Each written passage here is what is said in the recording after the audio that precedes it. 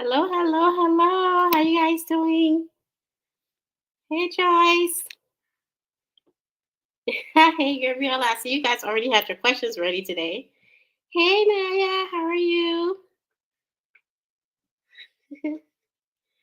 Awesome. Happy MLK Day.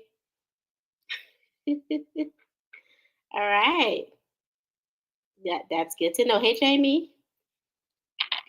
I'm trying to read y'all's. Hey, Danielle. Haven't seen you in a while. Oh, nice to see you guys again. You guys were already up here with your questions. I'm so proud of you guys. I'm excited. You already had your questions prepared for me today. I'm excited to start answering them. Okay, so for those of you who are new, who have never been on here before, this is Supernatural Money Monday, so you can ask me any questions about finance or business, and I will give you my answer from the kingdom perspective. And then also, hey, Albie, good night. I see you on here. How are you? Hey, Lashonda. Yeah, and then for those of you who are new, put your questions in there and she'll put them up. And then keep in mind, we're not answering every single question, so don't put it in there over and over and over. If your question does not get answered, more than likely we'll answer it another day if we don't get to it today. Okay. I can't wait either. All right, so let's go ahead and get started with the first question for today. All right, so first question is from Joyce Miller. Hi, patients. Can you literally start a business with no money and no computer? Seriously, this is not a joke. And if so, what kind of business? I'm ready to start now. This is a really good question because I think, just today, just because it's the 21st century, I think people have made businesses seem like, oh, in order for you to have a business, you have to, have a funnel, you have to have a website, you have to have all of these things that you don't necessarily have a business. Now it depends on, how successful you want the business to be, because a lot of people are online, but it does depend on the type of business that you're starting too. Because I know when I had my cake business, because I used to make cakes, guys, like little cakes for like birthday parties, weddings, and things like that. And I used to have a wedding planning business, an event planning business. Neither one of those businesses, I've never really used my website to advertise. I had a website, just for people to maybe see some of my previous work. But for the most part, when I had my cake business, I just had like a brochure that had pictures of the cakes on it. I had the number for them to call to order the cake. And same thing with the event planning business. Um, Same thing. It was word of mouth that got me, the next one and the next one and the next one.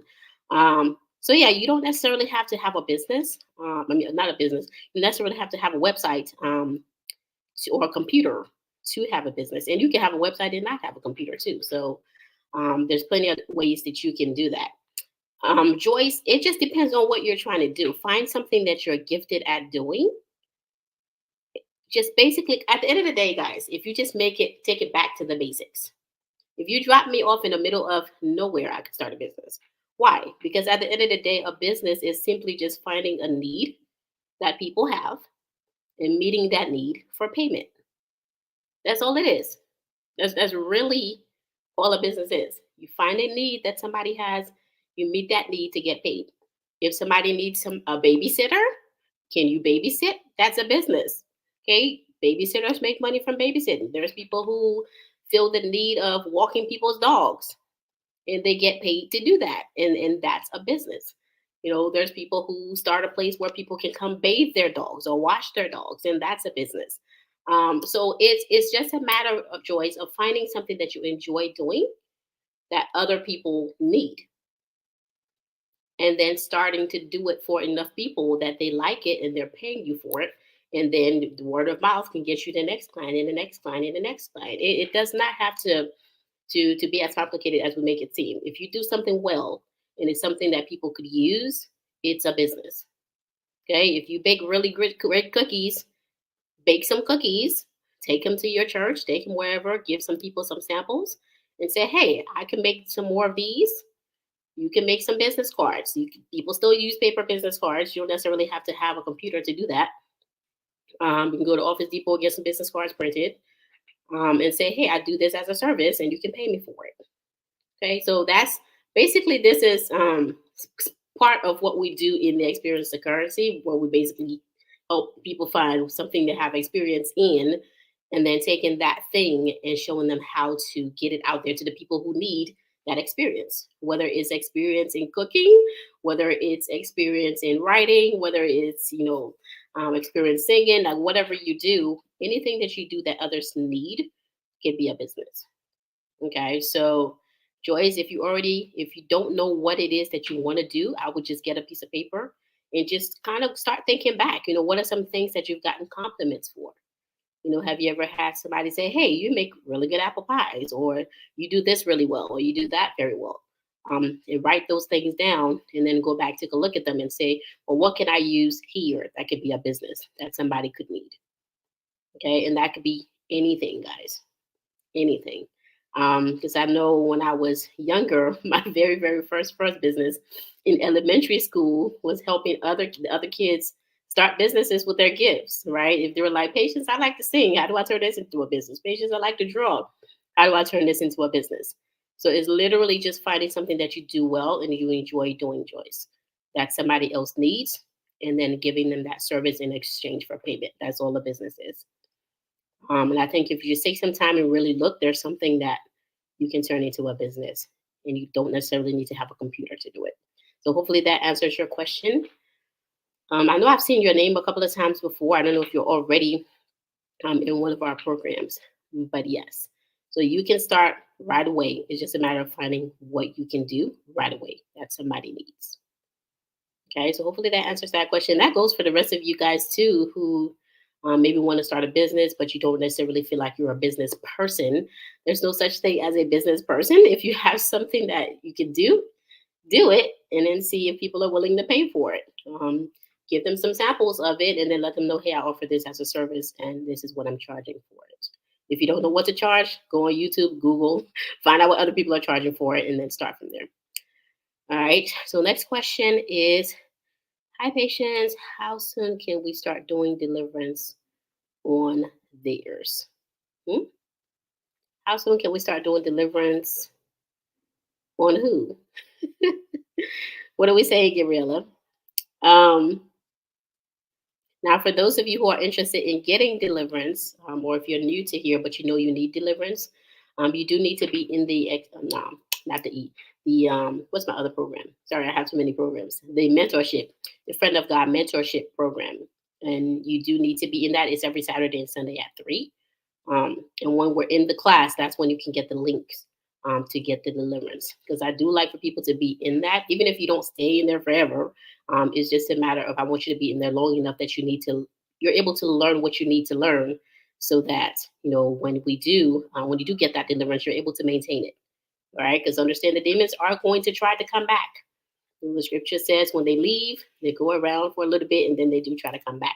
And you need to be ready when they do try to come back. That's why we recommend that you're in the mentorship if you are going to get deliverance. So we're not just casting the demons out and then send you back out there on your own, not knowing what to do, and they come right back because you just defeat the purpose. It wastes both of our time if we do that. Cast the demon out and it comes right back. That's why we recommend the mentorship. All right, so now I'm understanding your question. So you're asking, what were you asking? What was the first part of the question? How soon can we start doing deliverance on others? Okay. All right, I understand your question now, Gabriela. I am writing a deliverance manual, which I'm hoping it'll be out by the time you guys come to the seminar by March. That's my goal, but hey, it might be longer than that. And once the deliverance manual is written, that's when I'm going to start training some of you guys that are in the mentorship, and you'll kind of step up to the other class to start preparing to train for deliverance. But I want that manual to be done because that would be something that you guys can use with it. Because in the manual, I'm literally going to try to name as many of the demons as possible, what they do, just basically give you guys everything that you will need to be in deliverance ministry. But I want to make sure the manual is finished first. And then we're going to launch the deliverance training class. And you have to already be in the mentorship to move up to the deliverance program. So that's the answer to your question there, Gabriela. So that's going to be opening up. We're shooting for March, could be later, but we're shooting for March because I'm trying to wait for my manual to be done. So you guys can have that to read along with your training. It'll really help with the training. That's why I'm writing it. It kind of puts together all of my experience as well as all of the training that you'll need to be prepared for the different demons that you'll encounter when you guys are doing deliverance. All right. So, yep, deliverance school will be starting once the manual is complete, the one that I'm writing. All right, next question is from Naya. I want to develop multiple streams of income this year. What do you suggest for starting out, writing a book, starting a course, or etc.? You want to do multiple streams of income.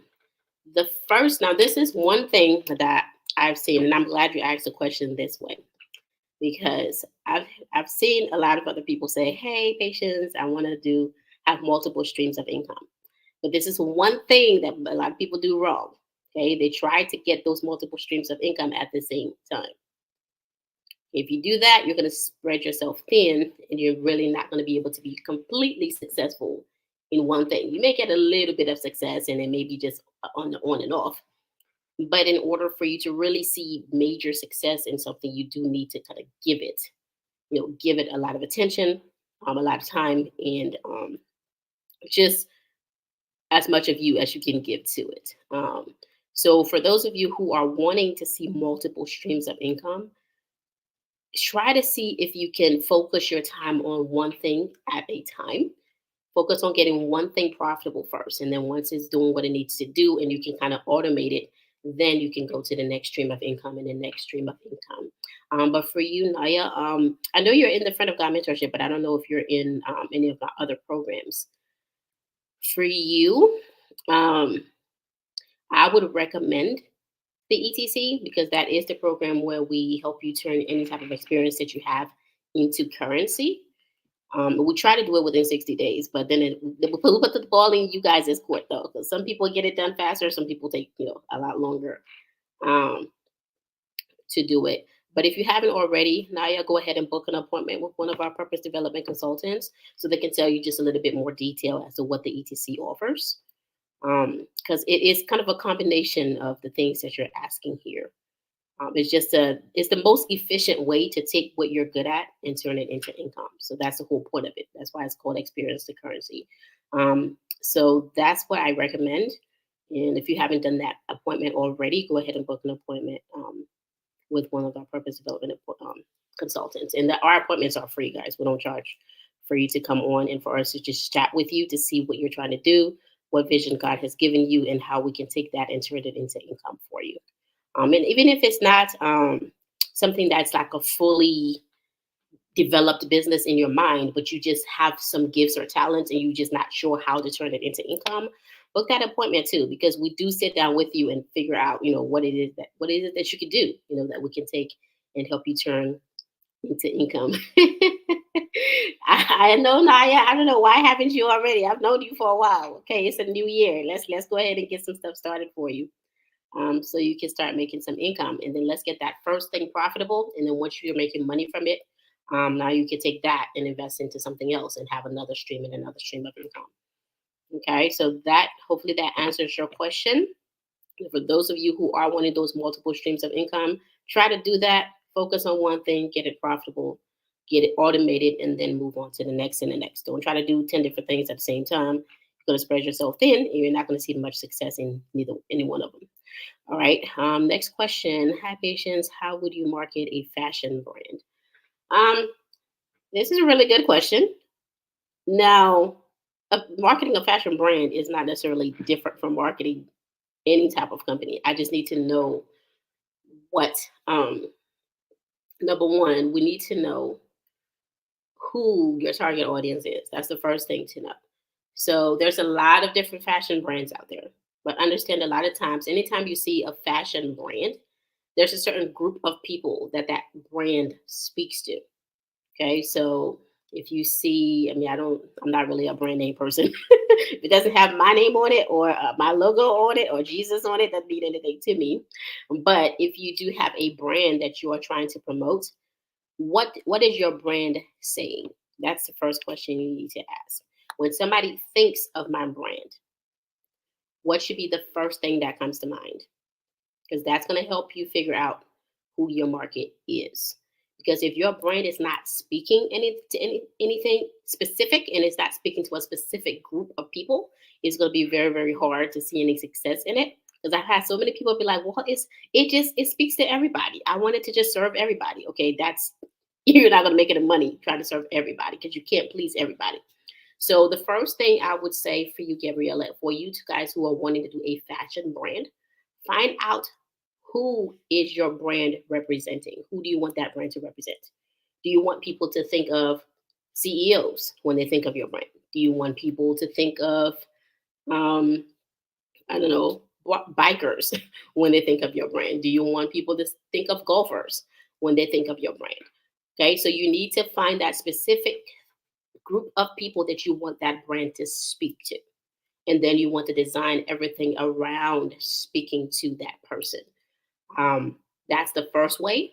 And then once you really have that targeted and you know, hey, or let's say I want my brand to speak to urban business people, or I want my brand to speak to sophisticated CEOs, or I want my brand to speak to just the working person, or the soccer mom, right? So you need to specifically find who you want that brand to speak to, design everything around that. And then from there, it's just a matter of finding a marketing strategy that works for you, for your income, for the money that you have right now, which at that point is no different than any other marketing, whether you're doing ads or whether you're doing YouTube or whether you're just doing or putting pictures of the products out there, which you're going to be doing more e-commerce. You could go from there, but make sure you've already created everything in that brand to speak to at least one or two. Well, no more than one, really. I would say no more than one, but if it's kind of like more than one thing, make sure it's speaking to like a specific group of people. That's the first thing that you want to do, and then you can start doing all your marketing around reaching those groups of people. You already have a pretty good um, Instagram channel that I know that you're using, which is great because whatever group of people that you're attracting on that channel probably should be the people that you're building your brand to speak to. And then that's going to make sense because you're already attracting the people that you're making and creating that brand for. All right, so hopefully that answers your question. But for the marketing for fashion or clothing, it's not going to be any different from just your typical e-commerce marketing, but just make sure it's very, very focused when it comes to when you're doing a fashion brand. Because if you just trying to make, because I have a whole bunch of people. How many people have you guys heard? I want to make T-shirts. Okay, well, who are your T-shirts for? I don't know. I just want to put scriptures on them. Okay, great. They're just gonna sit there. They're not gonna sell. because you haven't given a specific. I know your target audience is Christians, but what type of Christians? Okay, are you talking about the working Christian, the pastor, the fivefold ministry gifts, the prophets, the lay members, the prayer warriors? Who is it? Who are your t-shirts reaching? You, if you don't really target it down, you're not gonna have any market. If you try to say this bread is for the whole everybody, you're not going to have anybody because it's not targeted enough um, for you to actually for it to actually speak to somebody enough for them to want to buy it. Okay. All right. So next question is from Naya. What are the best passive, semi-passive income streams to have? Well, y'all know I'm a little bit partial when it comes to this because I used to have an ATM business. So I say ATM machines are the fastest ways to passive income. The fastest way to passive income that does not require debt, a lot of debt. Because the machines themselves, are not expensive. And then another really, really fast way to passive income, which is why we're developing that course, is also Airbnbs. Airbnbs are another really, really quick way to passive income because it does not require a lot from you. You don't even really need to own the property if you're doing rental arbitrage.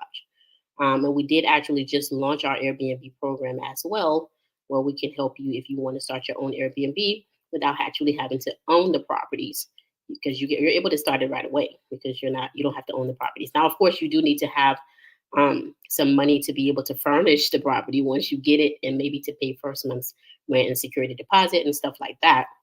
Yeah, and then of course you need to, but there's other ways too. So let's say even if you didn't have the money, right, to furnish your Airbnb, one of the ways that you can do it is once you've secured the property, of course, letting the landlord know that you're going to be renting it out on an Airbnb, which is usually the hardest part, is getting properties and getting the landlord on board, which is what we teach you the whole strategy of how to do that, because that's the hardest part. But once you got the property and the landlords are on board, even if you didn't have the money for the furniture, you can just get the furniture from like Rent a Center, right? And have all the furniture in there and then go ahead and list the property. And then as you get your first couple of months of income, replace the rental furniture with furniture that you bought. So you can do it that way as well if you really don't have the income to start. So there's still a lot of ways that you can do it. Now you are still going to have at least the first month's rent and security deposit. Even if you don't have the money for the furniture, you can always just rent the furniture, let the income replace that furniture. So like every month, I did that with one of the properties that we had where we got, because we had so many properties. It was like we had one of them where we just put the rental furniture in it from like Rent a Center, and then we took the income from for that month from the Airbnb and then replaced the bedroom furniture. Took the income the next month, replaced the dining room and the living room furniture until all the furniture was replaced from the income from the Airbnb. So there's a lot of different ways that you can do that. All right, so hopefully that answers your question. But for me, I am partial. I say the two fastest ways to passive income without having a lot of capital upfront or a lot of debt are ATM machines and Airbnbs. Just my opinion, because I've seen how quickly those things can work, even if you're starting from nothing. Okay, so hopefully that answers your question. Thanks, Taj. I know I saw your comment in here saying the lighting is beautiful. All right, next question. I've been doing YouTube and took a break.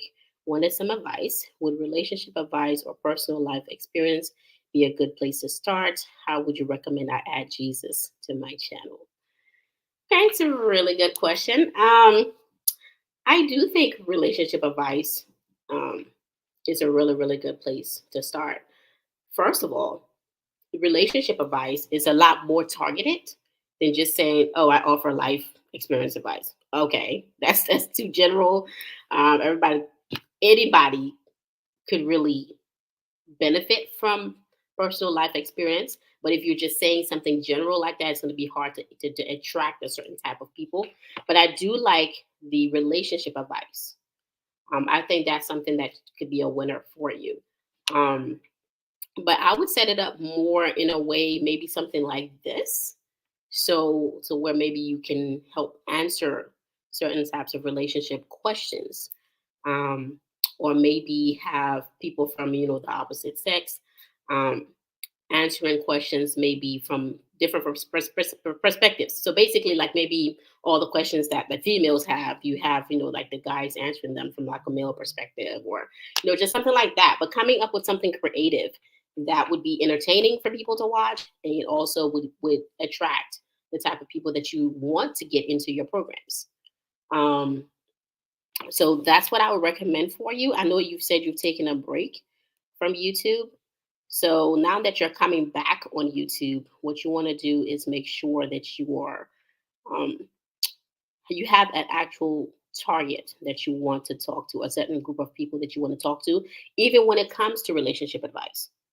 Still find a unique angle. Even if you're doing relationship advice, find a unique angle that you can come on with, and maybe build a show or something around it, that you can do for your YouTube channel, or maybe just you can maybe do polls and use the information that people give you from those polls, to maybe even do shows around. So where you're teaching maybe around that, or you can actually interview people as well. So that's what I would recommend for you, especially if you're doing relationship advice. People have to actually hear the type of advice you're giving. I mean, I know a lot of times people want you to pay them for stuff before before they actually give what they're offering, especially when it comes to life experience, or life coaching tips and stuff like that. People are afraid to give that stuff out because they're like, well, if I give it out, for free, then who's going to want to pay for it? But at the same time, you do need to give enough information that's good information that will cause people to be able to trust that when they hire you, they're going to get something that's worth it, right? Because if they've never kind of gotten the taste of what you can offer, then they're not going to really feel like they can trust you enough to just be like, hey, I'll take life advice from you or whatever. They have to see what you're offering from your YouTube channel, of whatever platforms you have out there, whatever social media platforms you have out there. So I think this is a great place for you, because you've taken that break. Now you can kind of just restructure everything and actually have a plan when you come back onto YouTube, and to use it to be able to launch that relationship advice. Now, we do also have a program for what is called Start Your Own Show, where we help you either start your own YouTube channel or start your own TV show. So if you're interested in that, I would say book an appointment with one of our purpose development consultants, and they'll be able to help you with that, where we walk you through everything from coming up with what your show should be called, who you're going to be speaking to with your show, helping you design your set, um, all of that. So, because YouTube is a very, very powerful tool, guys. I think I've told you guys this before. We doubled our numbers from like last year, this year that just closed out. We doubled our numbers from the previous year, doing absolutely no marketing except for YouTube.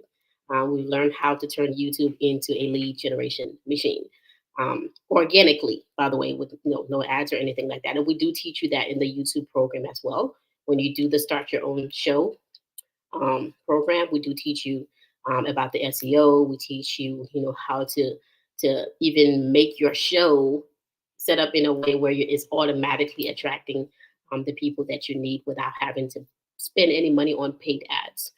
That's our big thing. It's like, hey, we need to teach you how to do it organically, because you really don't have to. If you get your messaging right, and you have content that's attractive enough, you should not have to spend any money on ads, because they're not as effective as people think they are compared to organic traffic. If you learn how to really master bringing that organic traffic in, you don't really need to waste money on ads.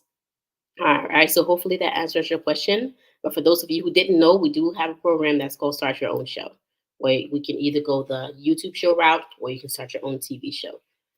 So you can do that as well, especially for those of you pastors, maybe that, it's been prophesied that you're supposed to be on TV or something, and you really don't know where to start. We do have to start your own TV show as well. And then for those of you who know you're supposed to be on YouTube, or maybe you're just trying to market your nonprofit or your organization, we can teach you how to learn how to turn YouTube into your lead magnet, and have fun doing it. We show you how to do that as well, even designing your set and all of the details. I can't even go into all of like everything that's in the program. There's so much in there, but you can book an appointment with one of our purpose development consultants, and they'll tell you about that program. Okay, so hopefully that answers your question. Our next question is from Naya. Last year, I really noticed how much people come to me for advice. Okay, whether at work or just random questions or advice for life matters. Am I supposed to be a Christian life coach? It's a really good question. Yeah, I know I've had that a lot too, like from literally from elementary school. People, all the kids would come to me for advice. Literally, the kids who were getting abused at home would come to me, and I'm like, aren't you supposed to be talking to the counselor? Like, why are you talking to me? Um, and they were just always coming to me for advice. And then it's just like supernaturally, I would get the advice to give them. Because keep in mind, guys, I was like in the same grade as them, like in elementary school. This is at like 8, 9, 10 years old. And I didn't even have enough life experience to be able to give them advice, right? So it was just supernaturally, the Lord would just download advice into me and I would be able to give it to them. So for those of you who do have people coming to you all the time for advice, it's essentially the Lord is showing you the people whose lives you're meant to impact. Okay, so if people are already naturally doing that, then maybe you may have a calling in that. And it may not necessarily only mean that you're a life coach. You could be called to ministry. It could be a lot of different things. Okay, so it's just a matter of seeking the Lord on what it is that you're supposed to be doing. Just because people are coming to you for advice doesn't necessarily mean you're a life coach. All right, so I'm not trying to bust your bubble or anything, but it doesn't necessarily mean that. You could be a pastor. Pastors give life advice, right? You could be a lot of different things. Or the Lord could be sending them to you so you can evangelize to them. You could be an evangelist. So I would say seek the Lord on that. Or it could be maybe that you're supposed to be writing a book to help them with answering those questions. It could be maybe that you're supposed to do a course to teach them. It could be that you may be supposed to have a mentorship program. It could be a lot of different things. Um, so seek the Lord on that, and don't just jump to life coaching just because people are asking you for advice on something. Okay, don't. That's a very very general thing that can lead to a lot of different career paths. Okay, so hopefully that answers your question. Hey Lavetta. Hey Tosh. Hey Bethia. I just saw you in there. All right. So next question. All right. Also, do you recommend content creation on Instagram and how could I start spreading the good news on there? I'm learning a bit since I've just started growing my faith. I'm going to tell you straight up, I do not know much about Instagram. We've learned and mastered YouTube. And I've really just been taking what I've learned from YouTube and just kind of taking it to a whole nother level. I'm really good at when I've got something, I just try to pull the most out of it and learn more and more and more about it to maximize what I'm getting out of it. So we've done that with YouTube. I'm not very, very familiar with Instagram and how that works. So I can't really give you any advice on, how you can really expand on Instagram. We specialize in YouTube because that's what we've used and it's worked for us. We can teach you how to master that. And then once you're getting all the clients you want from YouTube, then you can go anywhere else. Go to Instagram, Facebook, all of those other places. I do know a couple of people that we can recommend, though, that might be able to help you with Instagram if that's really where you want to focus um, your marketing attention. I'll put it that way. Um, but we can teach you about YouTube. Not familiar with Instagram. I know there's a couple of people on here that are pretty good with Instagram. They might be able to help you out with that. Are you in our community? I don't see your real name on here, so I don't know. I see it's Menific. Um, but we do have a private community. So if you guys are not in my private community and you're on the lives a lot, I would like to invite you guys to come into our private community because it's going to be like there's over 500 people in there, kingdom minded people. And some of them are, maybe specialized in Instagram. So you're going to find a lot of resources there and maybe partnerships that you can make in there for your business. So if you guys are not in our private community, get in. Okay? It's free to get into our private community. But there's a lot of people on there that you may be able to partner with that can teach you if it's something that we don't specialize in, though, but they might specialize in. So I'd like to invite you into our private community. Teresa, if you can put the link in there for them to be able to join the private community, that would be great. Hopefully that answers your question. Sorry. Don't know much about Instagram, but if you want to learn about YouTube, we can help you with that. All right. So next question is from Bella Rose. Is it possible to start a business without having to show your face? Is a faceless business possible? What is this thing that everybody's been wanting to do? Like, even people have been asking me, hey, I want to start a YouTube channel, but I don't want to show my face. Like, why are people so afraid to show their face? Um, it's definitely possible to start a business without having to show your face. I mean, it depends on the type of business that you have.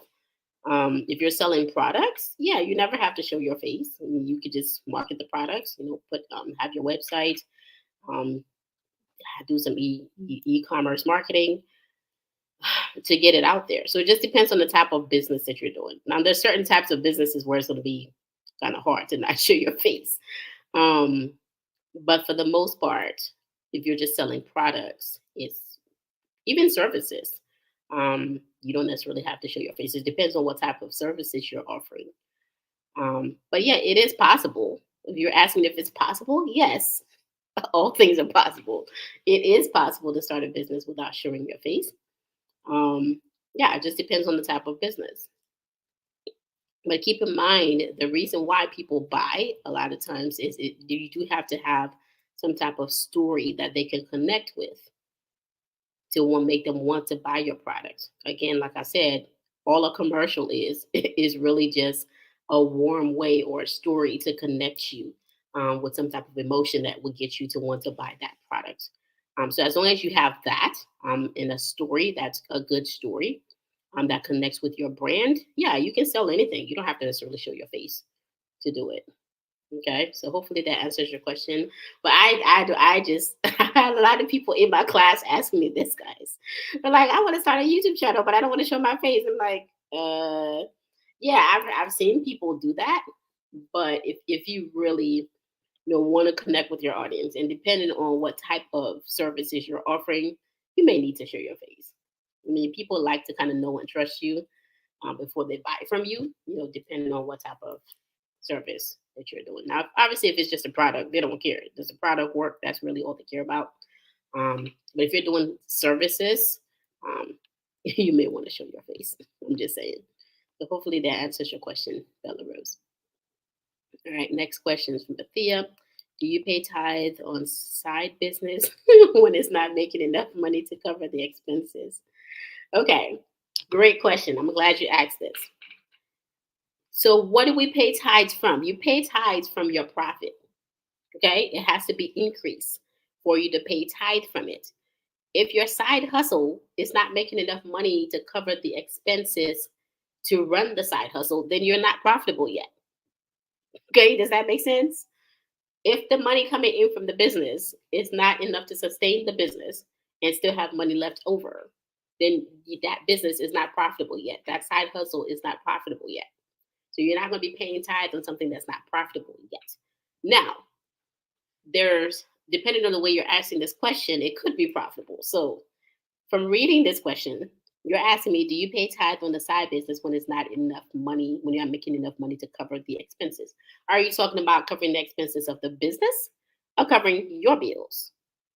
Okay, because as long as your side hustle is making enough that you have profit, then you do need to pay tithe from the profit, even if the profit is not enough to pay your personal bills. Okay, because your personal bills don't determine if the business is profitable or not. Okay, yes. If the money coming in from the business is not enough to cover the business expenses, then you are not yet profitable, period. So you're not going to be paying tithe from a business that's not yet profitable because you pay tithe from your profit. Okay, does that make sense? If the business made $1,000, but I have two employees to pay and I have to pay them both $500, the business didn't make any money. Okay, so I'm not going to be tithing on that because it's not profitable. I didn't make any profit.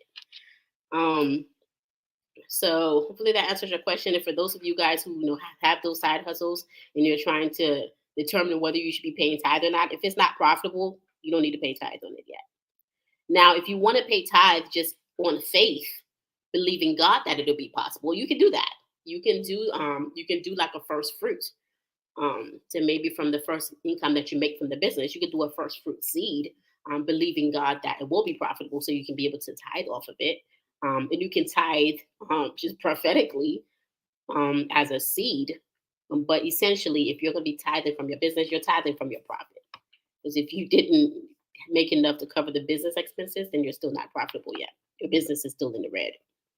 Okay, so hopefully that answers your question. All right. Next question is from Tosh. I'm a makeup artist. Oh, great. Okay. And hairstylist since 1999. But as with my life, I am struggling with relationships and building. Hmm.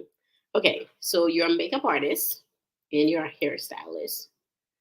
Um, so are you saying that you're struggling with the business side because of the relationship issues? Hold on, let me read this again slower. I'm a makeup artist and hairstylist since 1999. But as with my life, I am struggling with relationships and building. Okay. So are you struggling with building the business and you're struggling with the relationships? I need a little bit more detail here, Tosh. If you can put that in the chat for me, that would be awesome. Because I'm trying to figure out, is it the relationship issues that's causing you to not be able to have the time to scale and build your business? Or are you just struggling with both the relationships and building the business? Or is it the business relationships that you're struggling with? So, okay, let's see. Because I know the chat in here is a little bit delayed. So hopefully I can get the rest of this to answer this question.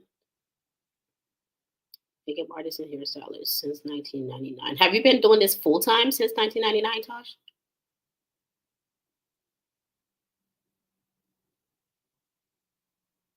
I may need to bring you on here. Have you been doing this since 1999?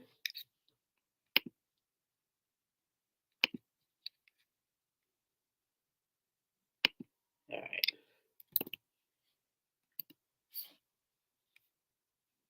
Can you hear me, Tosh?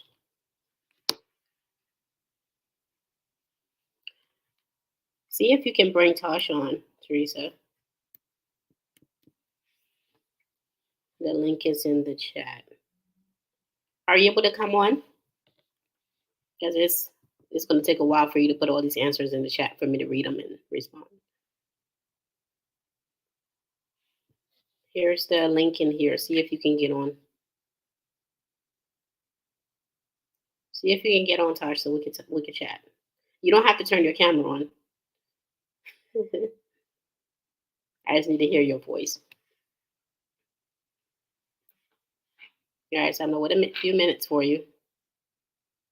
The link is in the chat. You can click on it and come on. Let's talk about building your business. You see it in the chat?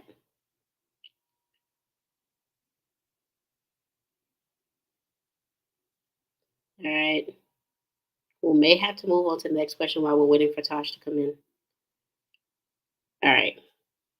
Tosh, if you can hear us, if you can click on the StreamYard link and come onto StreamYard, you don't have to turn your camera on because I have a couple of questions about your question. So if you can get on, that'd be great. We can answer your question live. All right, next question is from Siri. As a crafter, a lot of my items take time and more hours. Can you suggest something I can do that will bring in more income a little quicker? I make paper flowers. Oh, okay, wreaths and personalized items. Okay, that's good. I like craft. It's a really, really good question. So for something like crafting, I would suggest, well, you're trying to bring in income quicker. So I would suggest teaching it. For something like crafting, you have so many people who are not very creative or they want to be more creative. They want to learn how to do crafts, but they don't know where to start. Um, I would suggest teaching it. That would probably be the way that you can make income quicker. Because understand for something like paper flowers, wreaths, and personalized items, um, that's not something that you really have a lot of competition in. So you don't necessarily have to worry about saturating your market if you do decide to teach it. But you'd be surprised at how much money people make just from crafts. Was a young lady that she did a course on crocheting, just crocheting a sweater, and she made a lot of money. I think her course launched at like $40,000 when she did that. So teaching it is great. And then you also have places like Etsy. I think that's what Claudia put in here. Even eBay. Because I know there was one time when I used to make back when I was doing weddings and events and stuff. I used to make like the bling bouquets, so like the flowers with the bling in it and stuff. Yeah, so I did use Etsy for that and eBay. Etsy and eBay for that. So those are some of the places where you can really plug in and start getting some business right away. But then also teaching it can get you that as well. Um, okay, gotcha. I'm trying to read the chat and answer this question at the same time. But yeah, Terry. So for the crafts, yeah, Etsy is a really, really good place to start. I don't know if you're already on Etsy, but that's definitely somewhere where you can plug in for, you know, paper flowers and things like that. The only thing with the paper flowers, though, you will have to have a way that you can ship it without it, like, with it staying as a flower. Um, yeah, I would suggest Etsy first, and then eBay is a good place to start. And then also teaching it can come in really handy because keep in mind, guys, the reason why I recommend teaching for crafts is because crafts take up a lot of your time. Okay, and if you're doing something and every order takes up your time, then it limits you because there's only one of you. Okay, so for example, when I was doing cakes and decorating cakes and making cakes, every time I got a cake order, it took up my time because I actually had to do it. Unless you, of course, you hire somebody else to do it. So when you're doing anything that requires you to actually physically do it, it limits your profit. Okay, because there's only one of you, and you can't, unless you can copy yourself. Which is why teaching is very powerful because you can literally do a course teaching people how to make that. And those videos will continue to sell even after you're not doing it physically doing it anymore. You can do that, you can do it on video one time and get paid for it over and over and over and over. That's why I recommend teaching as well as putting it on Etsy and different places like that. If you want to set it up as passive income, you need to teach it because those videos will keep selling for you even after um, you're not getting orders, and it can help you make passive income while you're still waiting to get your orders, um, while your orders are coming in. All right, so Tosh, I don't know if you saw the link in there. If you can click on the link and come on so I can answer your question on here. You don't have to be on camera. All right, there you are. Oh gosh. And I'm holding my baby. Oh, it's okay. Um. Who's the beautiful baby? Huh? Who's the beautiful baby? I see it. Oh, Me little munchkin. oh, he's sleeping. Yeah. Um. Okay. Yeah. So you're saying you get too close to the people that you're doing business with? Is that the problem? Yeah. And then it just feels not like a business. I can't. I feel like I'm just too personal with people. I work in film and television, and I've been with the studio right now for the last 7 years, like off and on. But I would drive Lyft and I would do other things just to like supplement because even now, like I don't get paid as much, not as much, but as often as I need to. Like sometimes he withholds the checks. Like it just is not in order. It's not.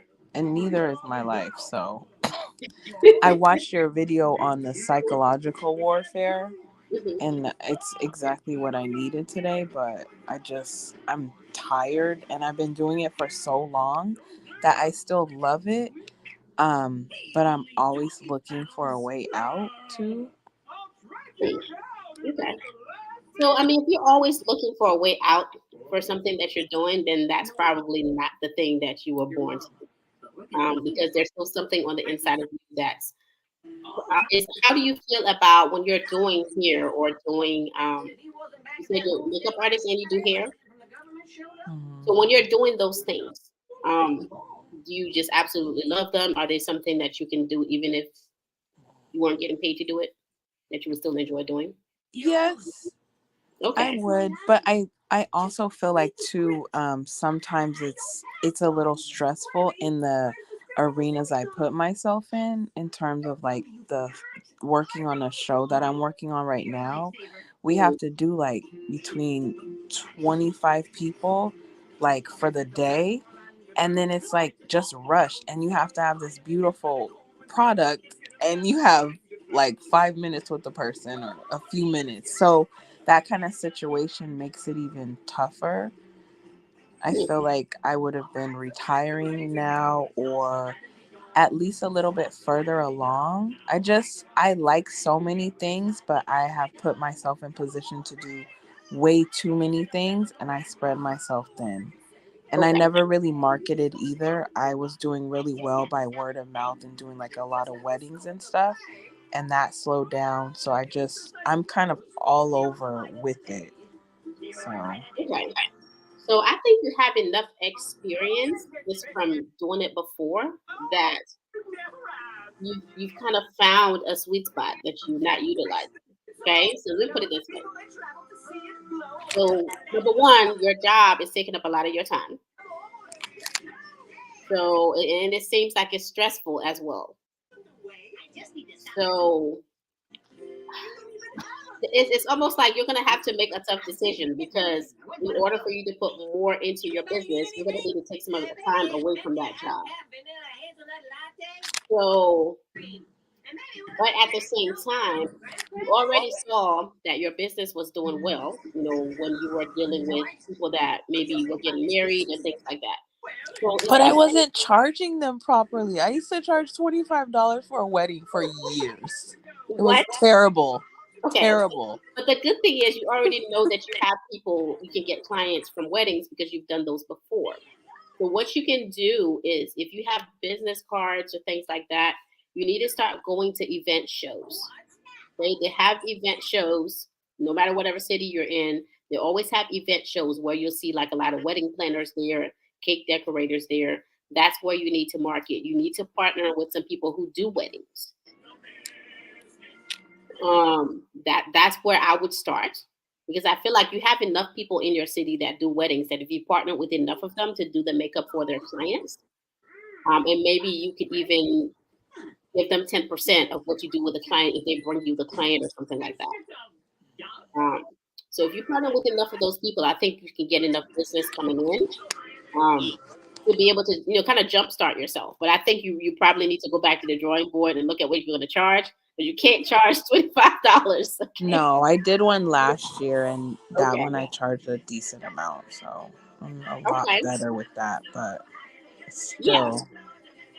Yeah. So find some wedding planners to partner with. Find some Okay. wedding planners. Anybody in the wedding industry, whether they do cakes or weddings. Find them, let them know, hey, I'm trying to find somebody to partner with. If you're able to bring me clients for me to do their makeup, I'll give you 10% of whatever I charge them. Because if they're making money off of it, they're gonna bring the clients to you. True. Because that's additional money that they can make on top of whatever they're charging. So I would go from that route, use that perspective, use somebody that's already getting clients, use their market by offering them something and offering them, that 10% or whatever you guys come into agreement with. Because when you do that, then you're kind of capitalizing on their marketing without you having to do any marketing. Essentially. So that's what I would recommend there for you. And I don't know if there's a way that you can, because I know I see you have a child, you got your family, you got a job too that's already stressful.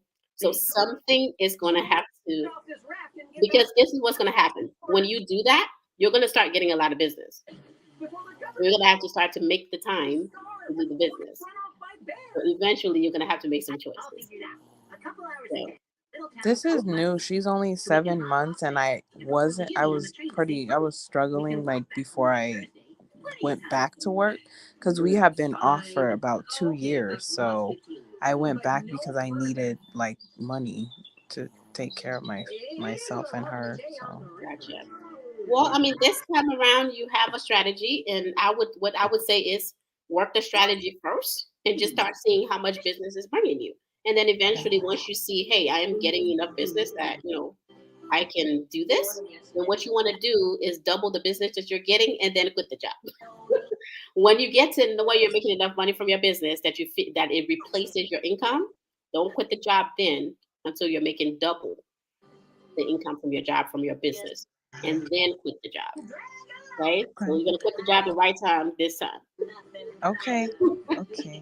Thank you so much. Thank You you. are very, very welcome. Nice to have you on here. Thank you for having me. And I wanted to sign up for a friend of God. I made an appointment for next week, but I don't see it on the app in the community.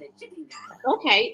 Where did you book the appointment on our website I did, but I was looking earlier today to sign up for a friend of God. for the Friend of God Mentorship? Mhm. The link is on here to sign up. I mean, I would still Okay. recommend booking an appointment with one of the purpose development consultants. But Teresa, if you can put the link in there for her to sign up for the Friend of God, because it is right there on the website. It's Okay. mindyourbusinessshow.com/mentorship. Yeah, I might be able to put it in here. Whoever finds it first. There you go. Okay. So it's in there. It's in the chat. So for those of you who want to sign up for the Friend of God mentorship, the link is in here. You can click on that and just sign up right away. Thank you. You're very welcome. So hopefully I'll see you this weekend in the Friend of God mentorship and Okay. that. But yeah, you're already in a good position. You already have your market. Just maximize those relationships. Now those are relationships that can get close close with them, with the wedding planners, but not too close. So it seems like you have to learn kind of like some professional boundaries too. And that's something that every business owner has to learn, not just you, trust me, because you actually have to have that. If you don't have that in place to just learn the lines of business, then you're not going to make a lot of money because when people think you're their friend, then they think they don't have to pay you. Then that's when you have a problem. So you do have to learn how to keep those boundaries, but still be personable enough, and friendly enough, to not mean either. But those boundaries are still important. So that's something the Holy Spirit can teach you. He helped me with that because, Uh huh. Okay. yes, he has a lot of wisdom in a lot of different ways that you wouldn't even think he does. So he can help you with that. All right. Thank you. You are very welcome, and I'll see you hopefully in the next episode. Yes. Bye-bye. Mhm. All right, awesome. That was fun. All right, so the next question is a past question. And that question is, what are some tips on finding a good financial advisor, and how do we know what a good one is? Um, so this is a really good question. And then as far as finding a good financial advisor, first of all, let me make a disclaimer here. I am not a financial advisor. I'm a business consultant. I'm giving you my perspective based on my experience in business, from a kingdom perspective, giving you my opinion. Um, so, for those of you who are looking for a financial advisor, first of all, um, the main question is, do you even need a financial advisor? Because financial advisors are not necessarily cheap. So unless you already have a good amount of money that you're trying to invest or something like that, you probably don't need a financial advisor. You probably just maybe need to watch somebody who is a financial advisor, maybe on YouTube, that has their own following or something that can give you the information that you need for free from their show or something like that. But then, of course, once you get to the point where you do have a pretty good amount of money and you feel like, okay, I need an advisor to kind of help me with this, then I would recommend, just looking in where you are first, looking in your circle. That's the first place to look. Um, I know, and then also determining what exactly you need the financial advisor for. Are you trying to get a financial advisor because you need to set up something for retirement? some type of long-term investment to prepare you for retirement, or are you trying to? Do you need a financial advisor more for business finances and maybe tax planning or something like that? So it just determine first what you need the advisor for, and then find somebody that specializes in specifically what you need that advice for. So, say for example, if I'm trying to prepare for retirement, then I'm not, and then I will specifically find a financial advisor that specializes in helping people with retirement or retirement type of assets and doing that. If I need a financial advisor for my business, then I need to find somebody maybe that specializes in, maybe tax planning and things like that to help me keep more money in my business and strategies for a business. Okay, so the first thing there is is kind of fine tuning what you need the financial advisor for first, and then finding somebody that specializes specifically in what it is that you're trying to do. You don't want to ever get somebody that just specializes in everything, especially when it comes to your finances. I would recommend that, just from my experience. If you're trying to do retirement, find somebody that specializes in retirement. If you're planning for your estate and what you want to leave to your kids, find somebody that understands that. If you're trying to do need a financial advisor for your business, then find somebody that specializes in that type of. But I would start first just by looking in your circle, because you'd be surprised who you have right there around you that can help you. Um, yeah, because I know for me, I have people who have a pastor friend of mine that who I recommend a lot because she does financial services. So for those of you who are looking for a financial advisor, more for the retirement side and planning for your future and retirement, I can recommend her to you guys. I don't want to put her information on YouTube because obviously I haven't gotten her permission to do that. But you can maybe message us directly, and I can find out what you need, and then I'll see if that's something she can help you with. Um, Hopefully that answers this question. All right. Um, Next question is, how has being a Christian impacted your business? That is a really good question. I'll say in every single way, because for me, everything is supernatural. Okay, because number one, I tell you guys all the time, you are a spirit. Okay, you're not this flesh that you're in. This is just your earth suit, so that you're able to survive being here in the earth. But at the end of the day, you are a spirit. That's the reason why when your spirit leaves your body, the body's in a casket, because that body has to have a spirit to animate it, for it to be able to walk around and talk. So essentially, the essence of who you are is a spirit, because you were made in the image of God and He is a spirit. And because of that, everything essentially is spiritual, including your business and everything else that you do. So being a Christian has impacted every single aspect um, of my business, because my businesses have been downloaded from my book, which I saw in heaven. Okay, so I know it's a little bit out there, but at the end of the day, everything about my businesses are supernatural as well, because I think I got the ideas, and even the logos and the ideas for those and everything were downloaded straight from the glory. So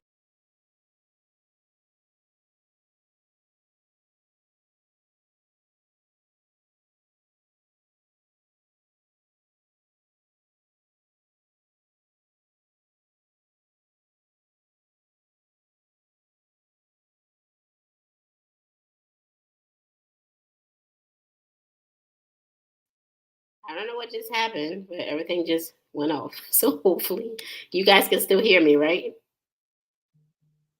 Can you guys still hear me? Am I good? Y'all can hear me again? I'm good, right? All right. So hopefully that answers that question about how being a Christian has impacted my business. It's impacted my business in every single way. And I see somebody put a question in here on, are there any books that I recommend for Christian businesses or Christian entrepreneurs? Um, hmm. Well, the first book I would recommend is the Bible. Okay, of course, because guys, there's so much in the Bible about wealth, about business. You guys would be surprised at how much business advice is in the Bible, guys. It's literally everything from marketing to um, coming up with the concept to the way that you do business, to having integrity in business. Just so many, even advice on getting close to people. All of that stuff is in the Bible, guys. That's why it even talks about people who gossip and how all that stuff is in the Bible. Okay. Um, so the first book I would recommend is the Bible. Another good book that I would recommend for kingdom entrepreneurs is, I'm trying to see because it's been a minute since I read anything other than deliverance books. So um there is one book that I really like for like financial stuff. And yeah, I know the book of Proverbs is really good, but I'm trying to remember the name of, I think it's called something about legacy. It's by Lee Jenkins. See if I can pull it up. Okay, and his book is called,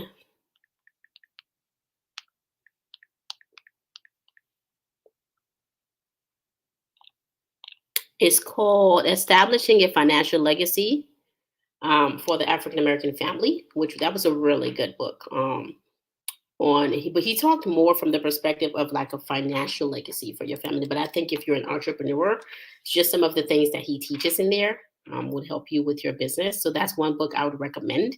And let me see if I can put it in here. But it's called Establishing a Financial Legacy. I think it's called. Let me see if I can pull it up. It's called Taking Care of Business. It's called Taking Care of Business by Lee Jenkins. That's a really good book. I'd recommend that. But of course, first and foremost, I would recommend the Bible. I know there's a lot of other books, out here about business, but so many of them are taught from like a new age perspective and just from it just wrong worldviews. And so I try to stay away from a lot of those books. I know a lot of the books that people recommend. Um, a lot of them, you have to be careful with even those because a lot of them are taught from the world, just the wrong world view. Okay.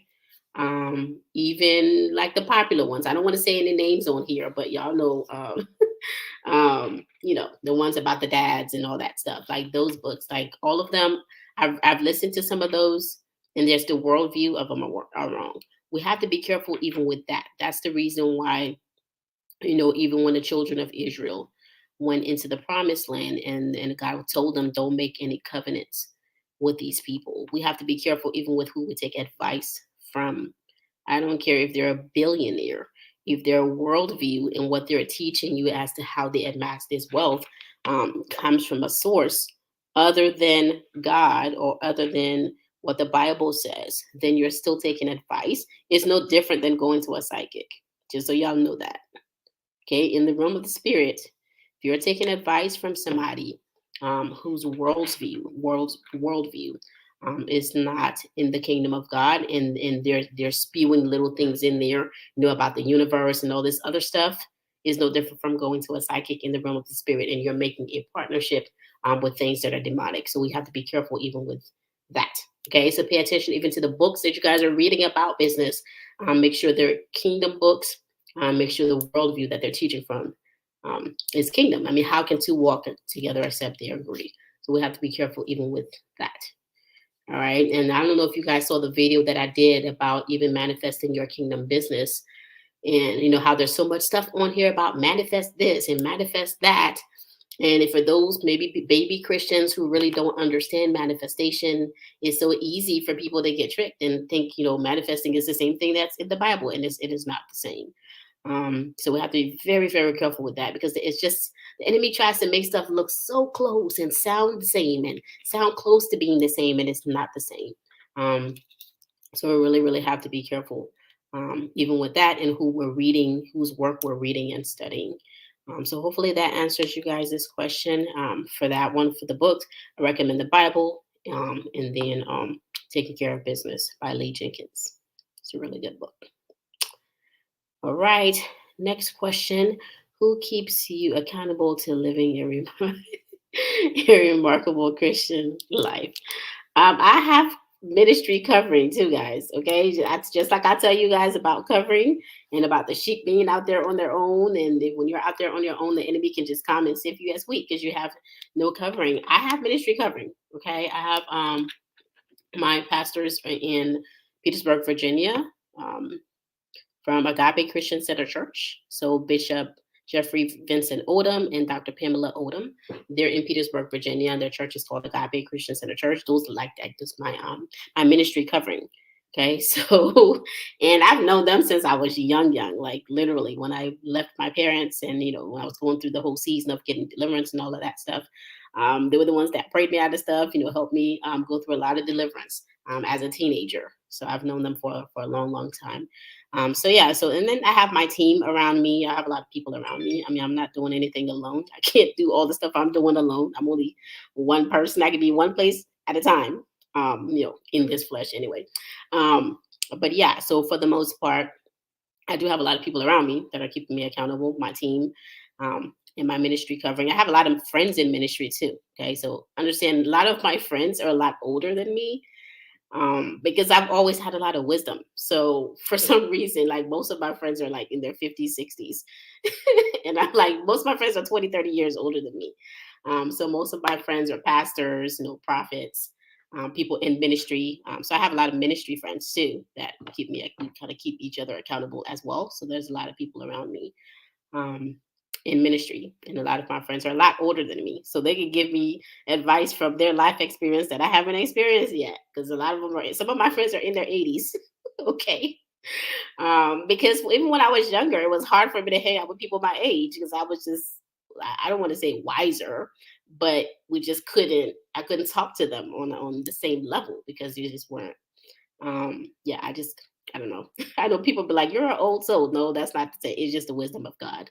And so because of that, I've had a lot of friends that are older than me. So a lot of my friends are older than me, and a lot of them are 99.9% of my friends are in ministry.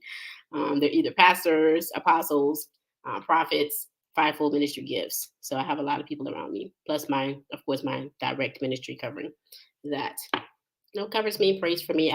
We have our prayer team and my team here, even in the business. All right, so hopefully that answers that question. And it's already 10:11, so we should be, I think we're done for the night. And if you can take the thank you everyone off so they can see the thing on the screen, that would be awesome. But I had so much fun answering you guys' questions tonight. And then of course, for those of you who, like I said, are wanting to start that business this year, or you're just maybe wanting to start a ministry or whatever it is you're trying to do, if you can see it on the screen, check out the Experience the Currency program. It's free to have the meeting, so you can book an appointment with one of our purpose development consultants, find out about it. And then even for those of you who are wanting to maybe start your own YouTube show or your own TV show, you can learn, get the free appointment to learn more about that as well. And then, of course, for those of you who haven't gotten your tickets for the prophetic seminar, my prophetic seminar that's coming up on March 4th, go ahead and get your tickets, because it is filling up. So get your tickets for that, so I can see you guys at that. And then also we'll celebrate my birthday banquet, and that information is on the website. So it is going to be right there. Yeah, right there. The website right there. So you can just go on there if you haven't, if you're new and you haven't heard of the seminar or the birthday banquet. But other than that, it was awesome talking with you guys tonight. And I'll be seeing some of you in the Friend of God Mentorship, and then I'll be seeing some of you in class. And otherwise, I'll be seeing the rest of you guys on Wednesday night. So I will be on here as well. So have a good night. Bye-bye. Patience Dean has had multiple encounters with the supernatural, including a visit to heaven where she saw that all of us have a book, and within each book are all of the plans for our lives.